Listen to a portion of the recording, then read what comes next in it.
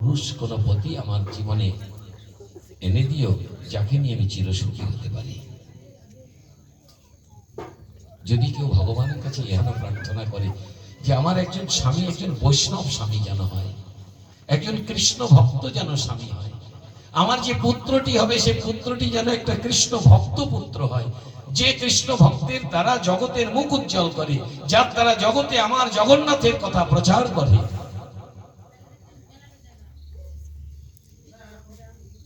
এরকম যদি প্রার্থনা থাকে ভগবানের কাছে, ভগবান কি কখনো তার কোনোদিন একটা খারাপ স্বামী দিতে পারে না, একটি খারাপ পুত্র দিতে পারে? শরণাগত ভক্তের প্রতি ভগবানের এটুকু দয়া তো থাকবেই। সেই প্রকার যদি কোনো শিষ্য ভগবানের কাছে সদ্গুরু প্রার্থনা করে না, ভগবান ঠিক তাকে সদ্গুরু পাঠিয়ে দেবেন।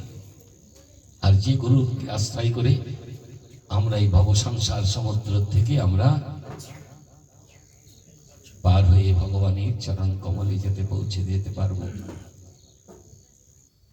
আমরা সেই গুরুপাদ পদ্মকে আশ্রয় করেছি। জীবনে সৌভাগ্য সুযোগ আমাদের কত জানি না, কত জন্মের কোটি কোটি জন্মের সুকৃতি সৌভাগ্য ছিল, তাই হেন গুরুপাদ পদ্ম তার চরণে আশ্রয় সুযোগ সৌভাগ্য হয়েছে।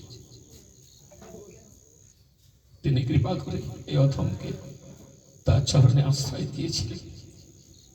আমার কোনো যোগ্যতা নেই, যা কিছু সবই তারই সব অবদান।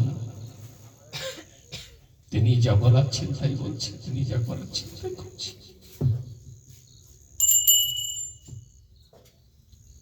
এসব গুরুদেবের দান। অতএব আমরা সকলেই সেই গুরুপাদ পদ্মের চরণে প্রার্থনা জানাই, হে গুরুপাদ পদ্মে গুরুদেব, আপনি সকলের প্রতি কৃপা দৃষ্টি বর্ষণ করুন। আপনার কৃপা দৃষ্টির দ্বারা আমাদের মনের সমস্ত দুর্বৃত্ত দুর্বাসনা চিরতরে নিঃশেষিত হয়ে আমাদের জীবনে এক সুমঙ্গল আবির্ভাব হোক।